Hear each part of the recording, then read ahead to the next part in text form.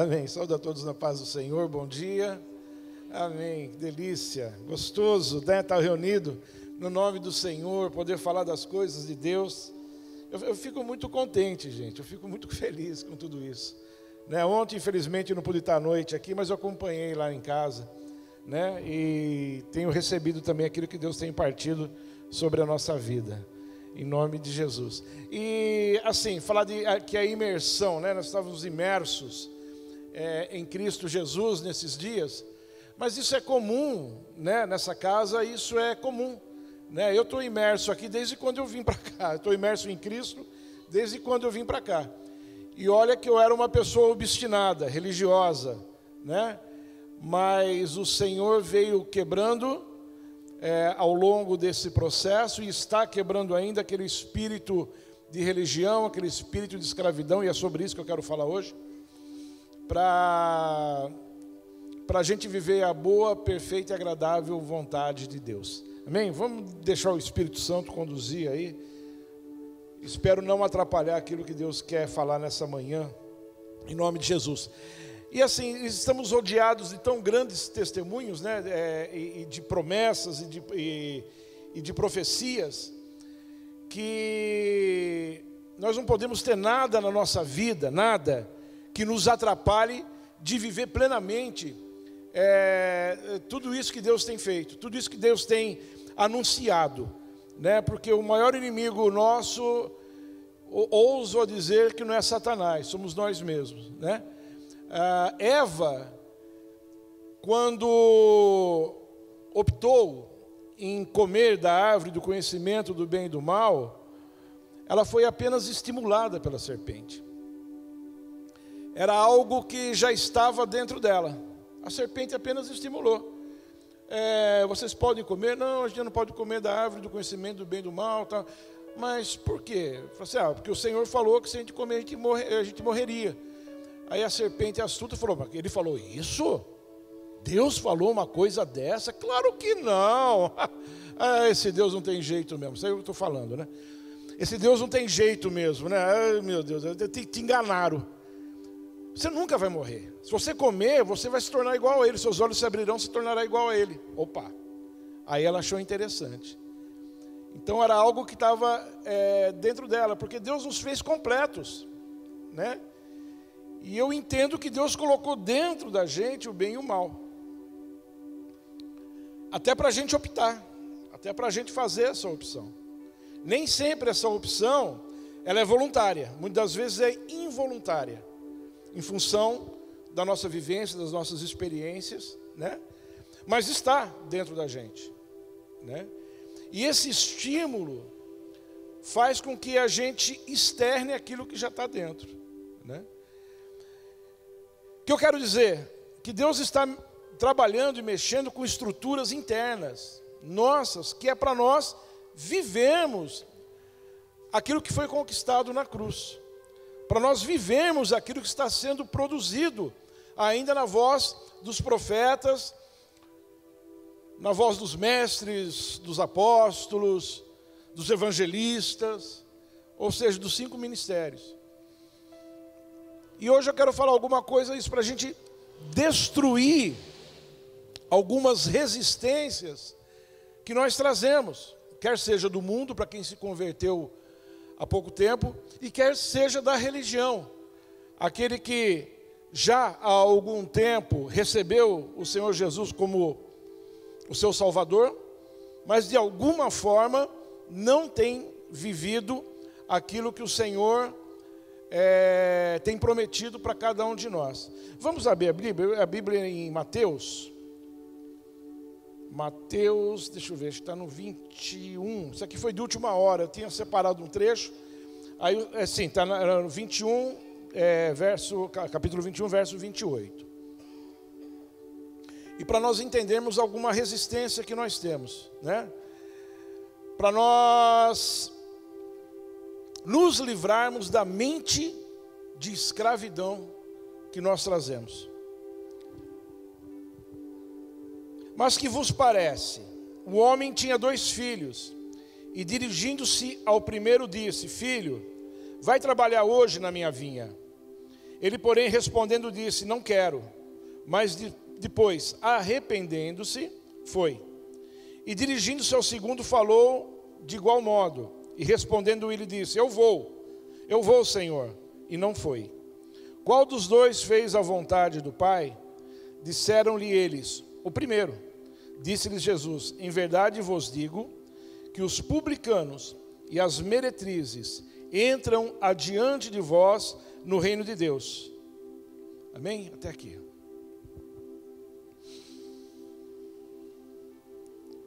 Esses dois filhos representam dois tipos de pessoas que estão sujeitas ou estão aptas a desfrutarem do reino dos céus, instaurado por Jesus Cristo.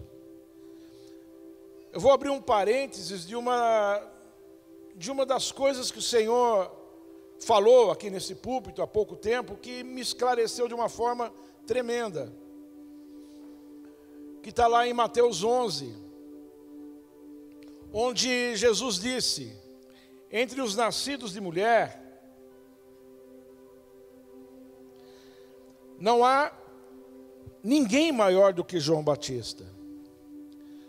No entanto, o menor no reino dos céus é maior do que ele. E eu confesso que isso me inquietava. E existem várias linhas teológicas explicando essa passagem. Uns dizem que João, ele foi salvo, mas não vai viver o reino dos céus, não vai governar com Cristo. Outros acham coisas diferentes, mas aquilo ficava me inquietando. Eu falei, tem que ter uma explicação.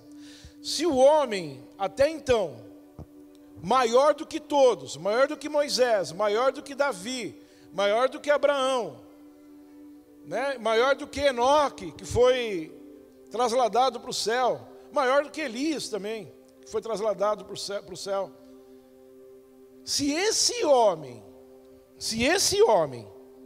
é maior do que todos eles, e no entanto ele não herdou o reino dos céus, eu me lasquei. Já era, já foi. Vou fazer outra coisa. Isso me inquietava muito, né? Até que o pastor Luciano teve aqui esses dias, e ele me esclareceu uma coisa que estava tão óbvia. Na verdade, e é isso que o profeta Paulo Ricardo pregou esses dias, que até João Batista, a realidade era uma. Até João Batista, a revelação era uma, a condição do homem era uma. Né? Baseada em leis, baseada em sacrifícios para a aproximação do Senhor, para ser justificado diante do Senhor. Quer dizer, eu precisaria ser justificado para poder viver as promessas que estão na palavra do Senhor a partir daquele momento. Então, para eu ser justificado, eu não conseguia, porque eu sou injusto. Eu tenho a natureza injusta. Por isso que sacrificavam animais para apresentar diante do Senhor. E fazendo isso, eu me tornava justo diante do Senhor. Então era baseado na compreensão de leis e no sacrifício. Senão, não era justificado. Essa é a justiça que fala a palavra, né? Eu estava debaixo da injustiça. Perfeito. Agora, a partir de Cristo, a partir da instauração do reino de Deus, nas próprias palavras de Jesus. Não foi só João Batista que falou, olha, o reino de Deus está próximo. Jesus afirmou, é chegado o reino dos céus. É chegado. Não é futuro, é já. Então, a partir daquele momento, a condição humana era totalmente diferente. Jesus, sendo o nosso sacrifício, já nos torna justos diante dele. Então a compreensão de onde nós estamos imersos é fundamental para o nosso posicionamento diante das promessas do Senhor. Então, no contexto de reino, entenda isso, olha que maravilha, gente. Eu estou 20 anos no Evangelho. E 18 anos e meio de religião. Eu estou 1 ano e meio mergulhado em Cristo. Ainda mesmo assim, ainda que a gente coloca a cabeça para fora, querendo, meio que, entendendo as coisas da religião. Não pode. A partir do contexto de reino, inaugurado em Jesus, aquele que é menor dentro do reino, dentro do contexto de reino, aquele que é menor, o mais fraquinho, o mais débil, o mais o mais fraco mesmo, aquele que tem mais dificuldade no contexto de reino, é maior do que João Batista. Não comparando João Batista com qualquer um de nós, mas o contexto de reino, que é baseado em Jesus Cristo, que é baseado no seu sacrifício, e que é baseado no seu caráter em nós, nos torna maior de qualquer um deles. Nos torna maior do que João Batista, mas não por nosso mérito, mas sim por Jesus Cristo em nós. É o reino. E reino, entenda reino não é apenas não é um local geográfico. Jesus Cristo é o próprio reino. Ele não é só um indivíduo. Eu não posso perceber, já falo isso 10 vezes eu pregar aqui, eu vou falar 10 vezes. Eu não consigo perceber, eu não posso mais perceber Jesus como apenas uma pessoa. Jesus Cristo é um ambiente. Quando ele falou, eu sou a verdade, é um ambiente. Não é mais uma pessoa, é um ambiente, é uma pessoa que abrange todo o universo. É como se o universo todo fosse uma fagulha, uma célula diante de um corpo maior, que é Deus, que é a Trindade. Então Jesus é um ambiente, reino é um ambiente. E reino não é mais externo, é interno. O reino de Deus está dentro de nós. É isso, é Jesus Cristo em nós que nos torna maior que Davi. Porque nós somos justificados em Cristo. Cristo é maior, não somos nós. Mas Cristo em nós, diante do Senhor, nos torna maiores. Gente, muda tudo. Muda tudo. Cristo em mim me torna maior do que Davi. A gente se delicia tanto com as histórias de Davi, né? Com as histórias de Moisés. Nós podemos fazer uma nova, talvez não conhecidas, histórias conhecidas como as dele, em função do propósito. Mas Deus pode nos fazer a nossa história ser maiores do que a história dele, ainda no anonimato. A mensagem hoje seria o tesouro escondido. Que um viajante descobriu um tesouro, tá lá, eu até separei aqui, está em Mateus,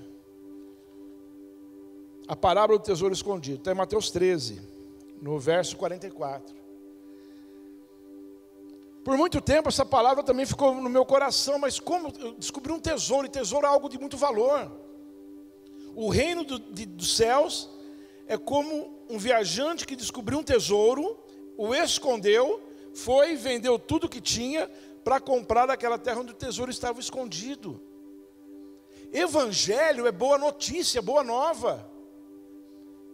E eu me perguntava, meu Deus, mas eu estou vivendo essa boa notícia? É uma boa notícia, é uma boa nova, é uma outra dimensão, é uma outra característica. Mas como que eu estou vivendo isso? Estou desfrutando dessa boa notícia? Estou desfrutando desse tesouro, desse valor? Um valor tal que faz com que eu venda tudo para desfrutar desse valor. E tesouro não é necessariamente valor financeiro, mas são valores. E quando nós entendemos a dinâmica do reino em nós, a dinâmica de Cristo em nós, que é o novo pacto, e esse novo pacto já tem 2000 anos, no nosso tempo, Cronos, isso muda totalmente. Entender cura é muito mais fácil. Não é mais a minha alma, é o meu espírito, é o Espírito de Deus em mim, que desdobra poderes que vêm dele, emanado dele, que faz com que eu seja curado, que faz com que a minha família seja restaurada, que faz com que as minhas emoções sejam renovadas. É Cristo. A palavra diz, Jesus diz assim, sem mim nada podeis fazer. E ele estava falando justamente isso, não sou eu aqui, Jesus lá, não, é Jesus em mim, é Cristo em mim, Cristo é o ressurreto. Não Jesus homem, mas Cristo ressurreto em mim. E nele eu posso todas as coisas sim. Paulo falou com muita propriedade. Tanto passar necessidade, como viver em abundância. Então quando eu ouço uma palavra que é ministrado na casa, se tem alguém que nos visita de outro ministério e que vai me assistir também, que é ministrado onde vocês estão, glória a Deus por isso. Por mais absurda que para o homem pareça, ela é totalmente plausível, porque Cristo, a partir do Evangelho, a partir de Jesus, há 2000 anos atrás, Cristo habita em nós. Então, o que é difícil para Deus? Para mim é difícil fazer um bolo. Estou tentando fazer bolo confeitado, né? Eu sou aposentado e eu quero fazer alguma coisa. Meu Deus, eu não consigo, gente. Eu não sei o que acontece com o recheio. Eu vejo a receita, eu vejo todos os ingredientes. Ou uma hora a massa esfarela, uma hora eu coloco o recheio, coloco na geladeira lá, monto o bolo dentro da forminha. Desculpa entrar nessa assunto, só para vocês entenderem a ilustração. Coloco o bolo dentro da forminha, monto o bolo, fecho com plastiquinho lá, igual fala na internet, coloco na geladeira. No outro dia eu pego, desenformo, o bolo começa a escorregar. Eu falo, não é possível. Não é possível. Eu e bolo confeitado, a gente acha que não tem nada a ver. O bolo sem confeito até vai, mas o bolo confeitado, eu acho que não vai com a minha cara, não é possível. Mas por quê? Porque eu preciso de alguém que saiba. A minha não sei qual que é o substantivo disso, mas eu sendo um autodidata, para esse assunto não me preenche. Eu preciso de alguém que tenha experiência do meu lado para me ensinar. E é isso que, não bolo, claro, mas até isso eu pedi para o Senhor me dá habilidade para fazer bolo. Essa habilidade vem de Ti. Deus tinha no deserto que montar o tabernáculo, mas ninguém tinha habilidade para montar o tabernáculo. Deus pegou 2 sujeitos, um nas artes de madeira e outro nas artes de tecido, e deu o Espírito Santo lá na antiga aliança, deu habilidade para aquelas pessoas construírem o tabernáculo.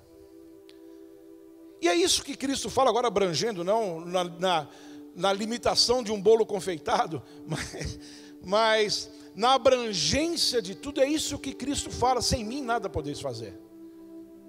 E não é somente Cristo entender como um oráculo, né? Como eu consultar a Jesus, porque aí eu vou consultar uma pessoa. Senhor, o que eu faço? É isso? Tá bom, então deixa eu fazer. Senhor, não entendi. Isso aí, como é? Tá, puxa vida. Não é isso. Mas é ter Cristo impartido em nós, é essa a realidade do novo pacto, e isso desperta em nós, né, a habilidade para fazer aquilo segundo o seu propósito, o propósito de Deus na nossa vida. Então, de repente, o propósito de Deus na minha vida não é fazer bolo confeitado. Talvez é pregar o Evangelho, talvez não é pregar o Evangelho, talvez é limpar banheiro. E não há problema nenhum nisso. Paulo, no fim da sua carreira, falou: combati o bom combate. Que delícia a gente poder falar isso lá no fim. lá daqui a 50 anos no fim da nossa vida. Gostoso, né? Combati o bom combate, guardei a fé. Olha que delícia. Agora, vê a vida de Paulo. Apanhou, foi preso, morreu quase várias vezes, quase morreu várias vezes, não, quase morreu várias vezes, e estava felizão lá no final. Combati o bom combate, acabei a carreira, guardei a fé. A partir de agora tem uma coroa reservada para mim. Aleluia. Em Cristo, nós atingiremos esse patamar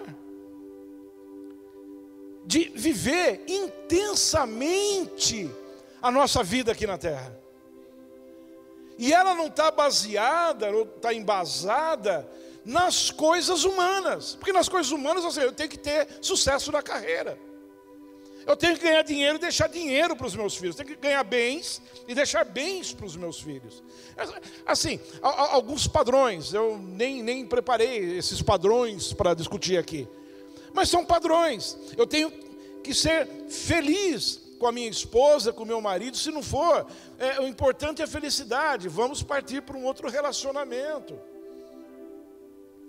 Né? Esses padrões de realização que o mundo nos apresenta.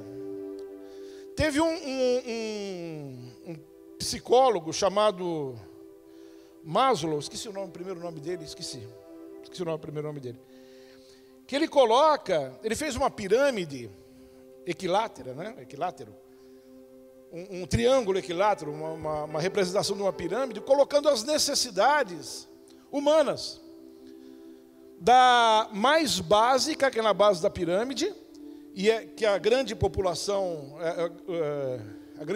procura, e como é um triângulo, né, vai afinando pirâmide, vai afinando, e ali vai decrescendo o número, vai aumentando o número de necessidades humanas e decrescendo o número de pessoas que buscam aquelas necessidades. Ele dividiu em 5 estágios. O primeiro estágio, as necessidades fisiológicas. Então, o homem, naturalmente, quase que instintivamente, busca satisfazer as suas necessidades fisiológicas. Fome, sede, sono, excreção, né? Abrigo, se abrigar. Isso a gente vê até num andante, num andarilho, numa pessoa, num morador de rua, que busca essas coisas. Tendo um lugar para ficar, tendo uma comida, uma bebida, se eu pedir tal, não sei o que, tá bom. Uma coberta no frio aqui, não tem problema. Não precisa ser nem colchão, posso dormir no cimento mesmo. E aí, satisfeitas essas necessidades, o homem procura por uma segunda. Vou falar rápido porque isso aqui não... As necessidades de segurança. Aí já é o segundo estágio, já como sendo pirâmide, já é uma quantidade menor de pessoas que buscam, necessitam de segurança, que vão de simples necessidade de sentir-se seguro dentro de uma casa, a formas mais elaboradas de segurança, como um emprego estável, um plano de saúde, um seguro de vida. Né? Quando eu satisfaço, meu primeiro é comer. Você não vai comer? Eu preciso do emprego, estou preocupado com o emprego. Você não vai beber? Faz 2 dias que você não bebe? Não, estou preocupado com o emprego. Preciso fazer um currículo? Não, você vai satisfazer aquilo lá. Você não vai dormir? Não. Enquanto eu não arrumar um emprego, eu não durmo. Não tem isso. Né? Mas quando eu satisfaço, quando eu estou satisfeito na minha primeira conjunto de necessidade, eu busco a segunda, né? Que é a segurança. É a terceira, vou falar rapidamente. Necessidades sociais ou de amor, afeto, afeição e sentimentos tais como os de pertencer a um grupo ou fazer parte de um clube, né? E assim sucessivamente. A quarta, a necessidade de estima, que passam por 2 vertentes: o reconhecimento das nossas capacidades pessoais e o reconhecimento dos outros face à nossa capacidade de adequação às funções que desempenhamos, né? Quero ser estimado. Então, no terceiro, eu preciso me socializar, família, igreja. Hoje não tem muito mais clube, né? Não tem mais isso. WhatsApp, Facebook. Eu tento me socializar, né? Eu ser aceito na sociedade. Depois a autoestima, ser estimado naquilo que eu faço. E por último, a necessidade de autorrealização. Eu me autorrealizar, né? Em tudo que eu faço. Só que isso aqui é uma classificação almática, uma classificação a partir da análise da alma do homem caído. Deus, Cristo em nós, Ele nos dá todas essas coisas.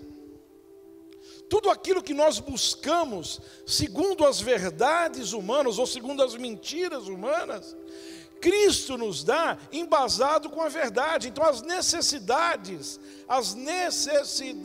humanas, elas são plenamente satisfeitas em Cristo Jesus. Aleluia! Glória a Deus, aquilo que eu busco ferrenhamente. Mas pastor, é errado buscar? Não, não é errado buscar não.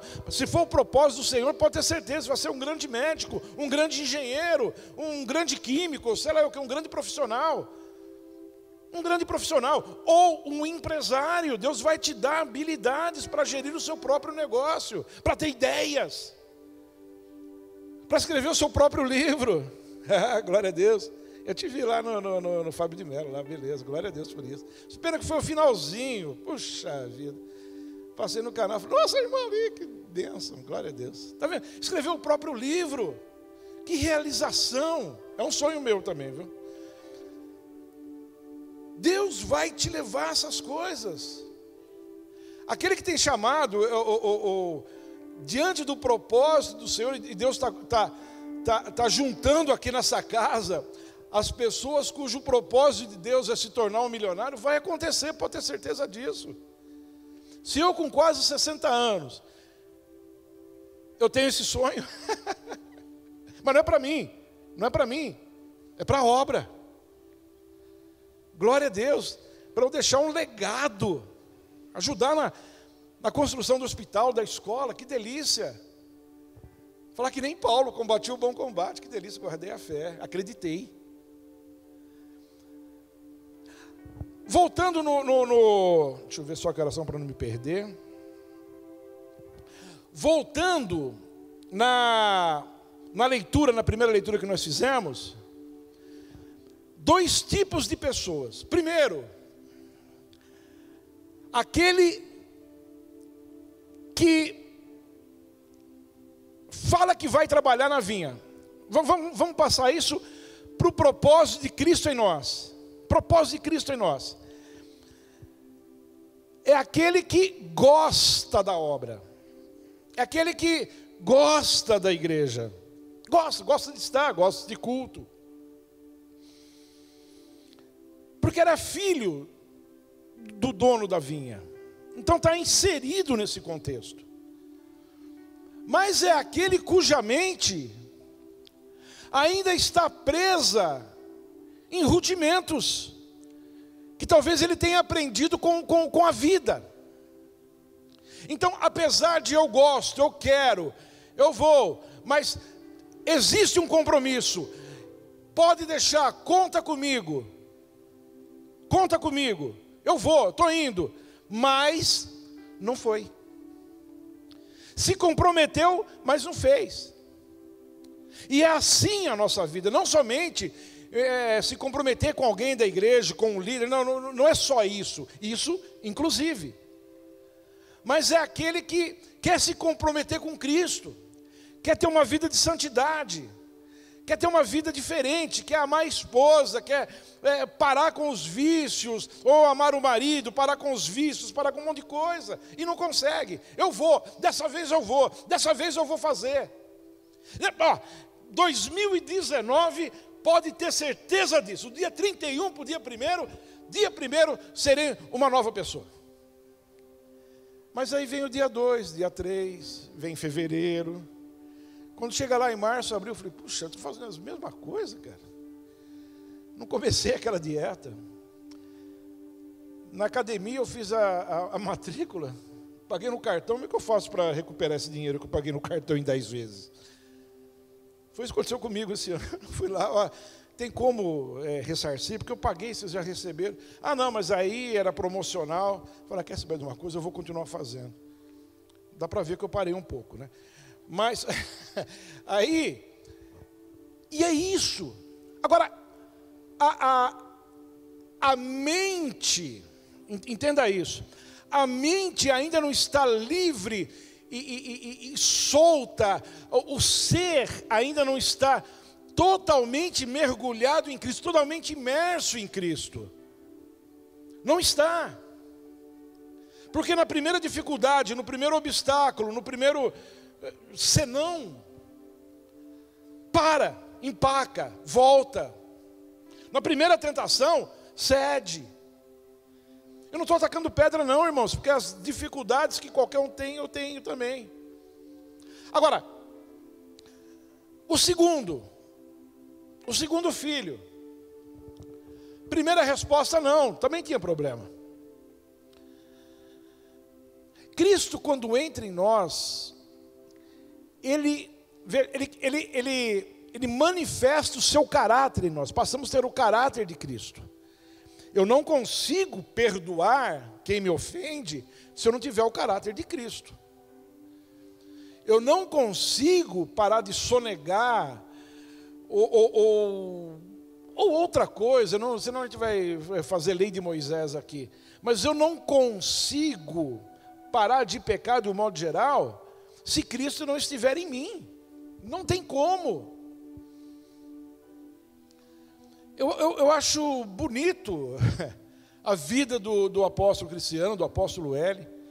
O apóstolo L, na década de 90, ainda no catolicismo, dava palestras, né? Quando veio para o evangelismo, se tornou um palestrante a nível nacional, conhece várias pessoas.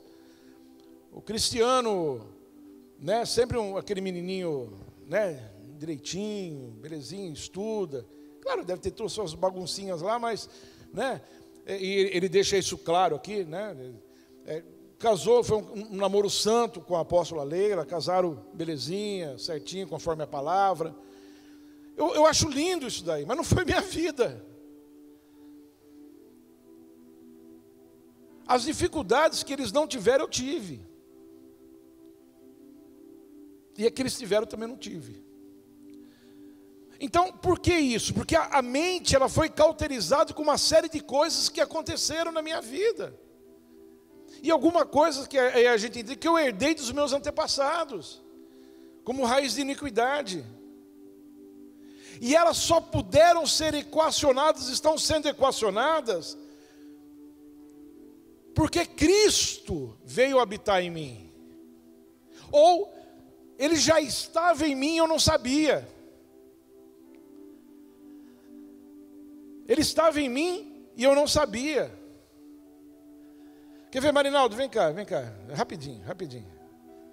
Como diz o Paulo Ricardo, só para o pessoal não dormir. Imagina aqui, ó. Imagina aqui. Depois que eu conheci o Senhor Jesus. O Senhor Jesus está aqui, está comigo. Jesus, hein? Garoto, foi promovido, hein? Foi promovido. Jesus está comigo. Mas a mente religiosa fica olhando Jesus lá, como se fosse o cameraman lá. Ah, Senhor, olha a minha dificuldade. Olha, Deus, a minha percepção é de um Deus distante. A minha percepção é essa. E Ele está comigo o tempo todo. E eu estou aqui, ó. Deus, meu pecado, minhas finanças. Ele fala, ô, cabeção, estou aqui. Estou aqui, cabeção. Entendeu? Quando eu passo a perceber, opa, Jesus, você aqui está perto de mim, eu não sabia. Agora Ele passa a andar comigo. Entendeu? Não vou perdoar. Tá, eu te perdoo. Fala, eu te perdoo. Te perdoo. É o perdão dele que está em mim. Opa, ninguém está vendo? Deixa eu entrar aqui no celular, né? À noite ninguém está vendo. Senhor, não dá. Contigo não dá para fazer nada disso não. Aleluia, obrigado. Glória a Deus. Não dá, porque Ele está em mim. Não sou mais eu que vivo, mas é Cristo que vive em mim. Aí é fácil. E não é a facilidade que vem de mim, que vem dele.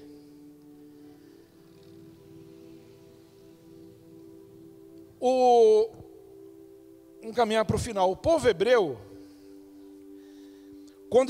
quando Deus levantou Moisés para tirá-los da escravidão e levá-los para a terra da liberdade e abundância, tirar da escravidão e escassez e levá-los para a terra de liberdade e abundância. Eles não tinham nem governo, eram juízes que julgavam as principais coisas, não tinha chefe de estado, não tinha nada disso. Depois que eles foram pedir, Deus deu Saul e logo em seguida Davi, mas aí é outra coisa. Entenda, eles saíram da terra do Egito com a mente escravizada. Eles saíram do Egito, mas o Egito não saiu deles. Tanto que depois de 10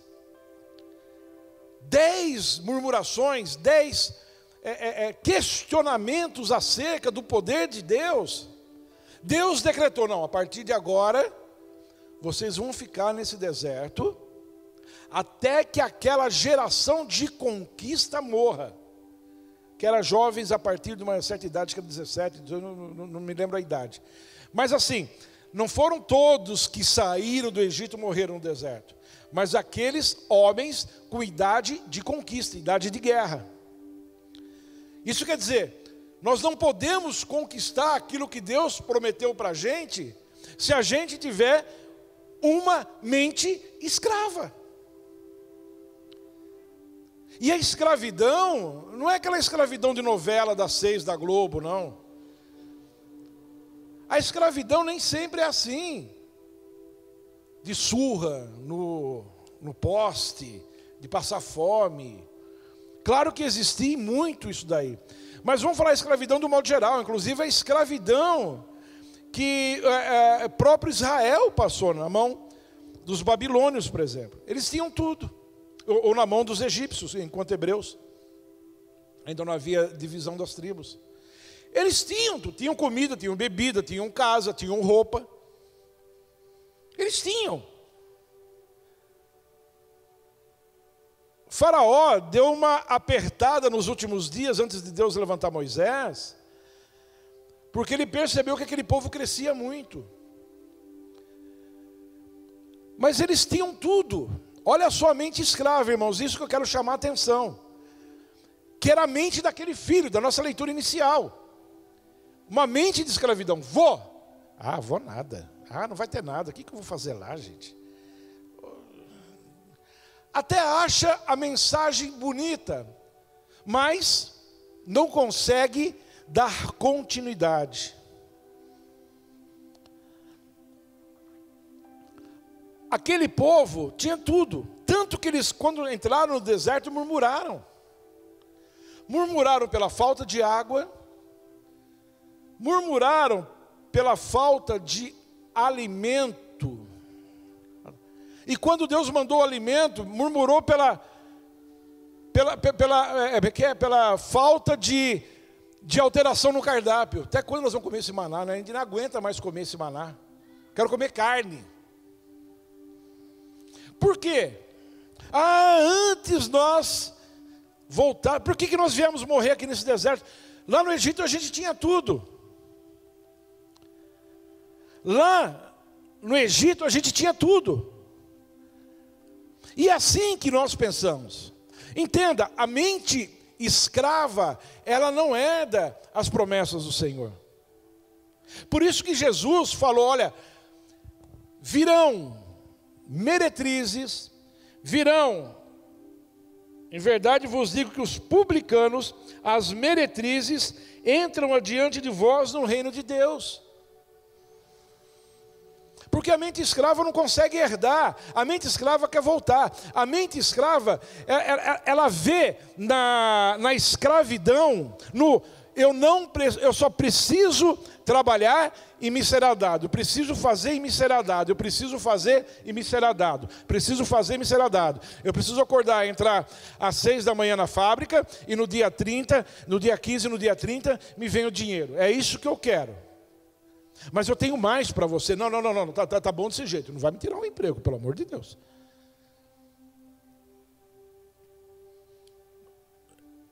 É assim mesmo a relação de pais e filhos. Sempre tem essa questão. Não, mas eu tenho mais para você. Não, tá bom assim. Não mexa com isso. Já já eles vão embora, eles vão viver a vida deles. Eu não quero ter trabalho, eu não quero ir para o deserto para ser tratado, para ter uma vida melhor na terra prometida. Prefiro ficar no Egito. Que tá bom, é assim, as coisas são assim mesmo. Não der certo aqui, arruma ali. Por isso que aquele povo, com idade de conquista, pereceu no deserto. Deus precisava levantar, entre aspas isso, publicanos e meretrizes no meio do povo, ou seja, aqueles que não estavam contaminados com uma mente de escravidão, para poder herdar as promessas de Deus. Amém? O novo pacto é isso. Deus está levantando pessoas, está tirando o espírito de religião, o espírito de eu tenho que observar as leis, eu tenho assistir o culto uma vez por semana, pelo menos. Tirando isso, o profeta Paulo Ricardo abordou muito bem isso daí. Tirando esse espírito de escravidão para viver uma nova história nele. Para viver uma nova história nele. Ele em ti e você nele. E tudo é factível, tudo é plausível. Fábrica de milionários é fichinha, irmãos. Aqui vai ser uma fábrica de famílias felizes, famílias realizadas. Orgulho. Deus está convertendo o coração dos pais aos filhos, dos filhos aos pais. Essa percepção, e para isso nós temos que ser livres dessa mente de escravidão, para que a nossa mente se abra, para que o nosso espírito se abra, que aquilo que estava adormecido, como eu fiz na ilustração, que estava adormecido, o Espírito Santo aqui do meu lado, e eu lá, domingo eu vou na casa de Deus, nesse dia feliz, nesse santo lugar, eu marquei um encontro com Deus. Marcou nada, Ele está contigo o tempo todo. Não marque encontro com Deus nesse santo lugar, ainda que o lugar seja santo. Mas o lugar mais santo que tem que ser é esse daqui, ó. Deus não habita mais em templo construído por mãos humanas, esse que fala em Atos. Deus habita em nós.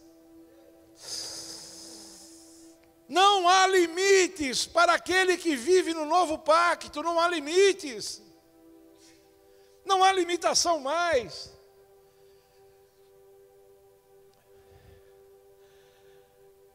Deus, nessa manhã, se tem alguém ainda, e eu falo que se tem alguém ainda, eu estou me colocando, porque eu estou no processo. Veja, hoje o processo não é mais externo. O apóstolo Cristiano falou isso, o profeta Paulo Ricardo também. O processo não é mais externo, não é mais um ponto geográfico. Egito, lá do episódio de Abraão, não é mais um lugar geográfico. Egito está dentro da gente, escravidão está dentro da gente. Deserto, que é um tempo de tratamento, também não é mais um local geográfico, um lugar geográfico, um ponto geográfico. O deserto também está dentro da gente. Se Jesus foi levado pelo Espírito ao deserto, você acha que a gente vai para onde, irmãos? Se o próprio Jesus foi levado para ser tentado no deserto, nós também. Eu tenho certeza que a maioria está no deserto aqui. Já não está mais no Egito não, hein? Não vem falar, eu não consigo. Não, consegue sim. Você está no deserto, está sendo provado. Terra prometida, Canaã, Palestina, sei lá como você quer chamar, não é mais um ponto geográfico, ele está dentro da gente. Livre-se da escravidão. Aprenda a enxergar o deserto como uma catapulta para te dar o jump, para te fazer saltar para o futuro. E entenda que a terra prometida está ao nosso alcance. Não pelo nosso mérito, mas por Jesus que habita em nós. Você é maior que Davi.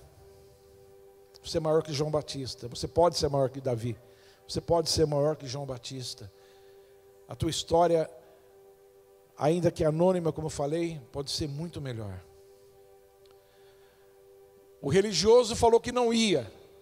Falou que ia e não foi. Falou que ia viver o novo pacto e não viveu. O outro filho, mesmo sem entender, não vou nada não. Mas daí quando ele viu, ele observou, ele entendeu o convite do pai, entendeu a importância, entendeu o resultado, falou: o que eu vou ficar aqui fazendo o quê? Eu vou.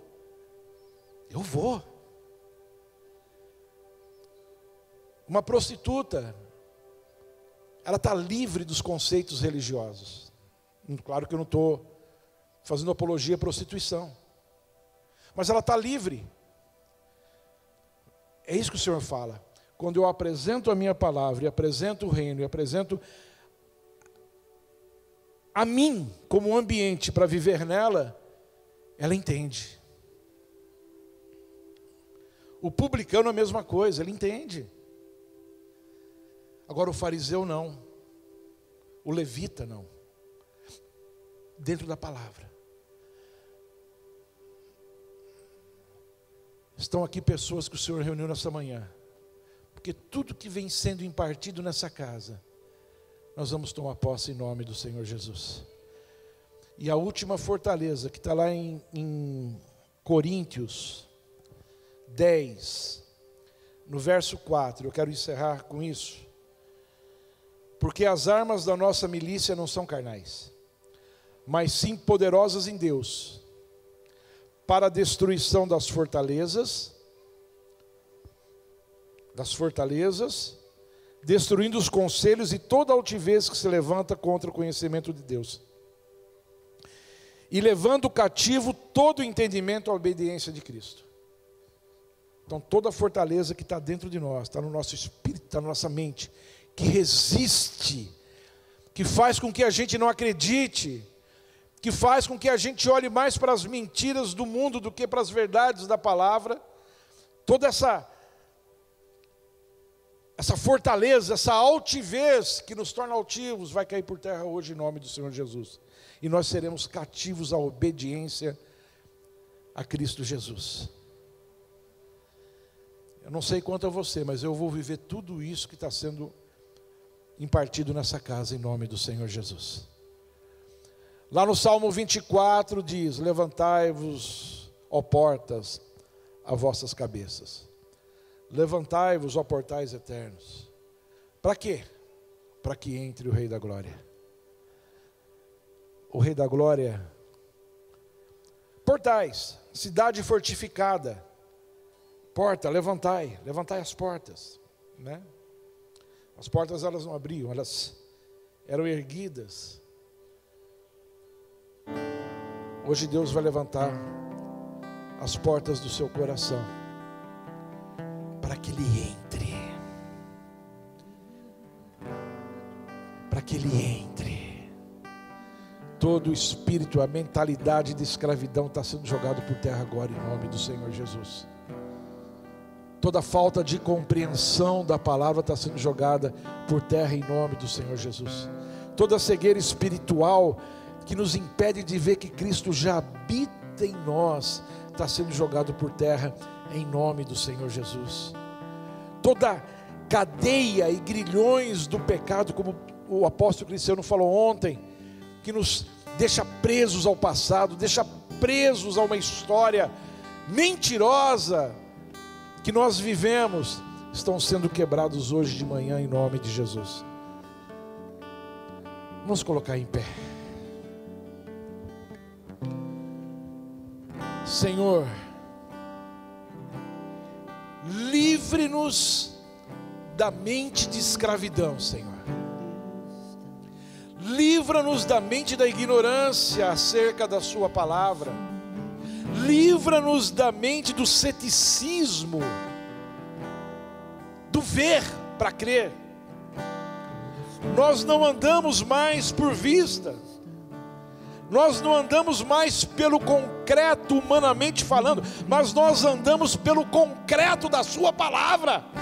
ainda que seja abstrato para muitas pessoas, mas para nós é uma verdade inquestionável. Nós não andamos mais olhando para ti como uma pessoa, em muitos lugares representado numa cruz, pregado, em outros lugares a cruz está vazia, mas ele também não está naquele ambiente. Hoje nós te compreendemos em nós, como um combustível, fazendo-nos locomover segundo a tua vontade, segundo os seus desígnios, segundo os seus propósitos. Oh Senhor, tira-nos tudo que nos impede de viver plenamente. A tua palavra diz lá em Efésios, no capítulo 1, no último versículo, que a tua igreja é o complemento de Cristo. Cristo sozinho. Cristo não foi criado para viver sozinho, ele foi criado para viver com a igreja. Nós somos a plenitude de Cristo, está lá. Que revelação maravilhosa, com a pastora Luciana Arcas. Tudo está em nós, tudo que é do Senhor é nosso. A vida de Cristo é nossa, não é mais a nossa vida adâmica, mas é a vida de Cristo impartida em nós. E aí eu posso todas as coisas. Eu posso viver aquilo que eu jamais poderia imaginar que fosse viver. Eu posso ser aquilo que eu jamais imaginaria que eu fosse ser.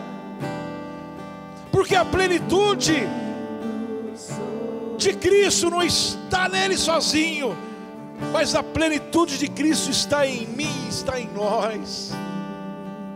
Em nome do Senhor Jesus, dou uma ordem agora, para que todo espírito de escravidão, que toda fortaleza e altivez, seja jogado por terra, nessa manhã, em nome do Senhor Jesus. O ano novo vai começar hoje. Aquilo que nós temos vivido nessa casa, que é uma realidade, vai se tornar realidade para mim, porque o espírito de escravidão foi cortado. Levantai vossas cabeças, ó portas, abra o seu coração nessa manhã, abra o seu entendimento nessa manhã, para que entre o Rei da Glória, para que entre o Rei da Glória. Aleluia, aplauda o Senhor, aplauda o Senhor.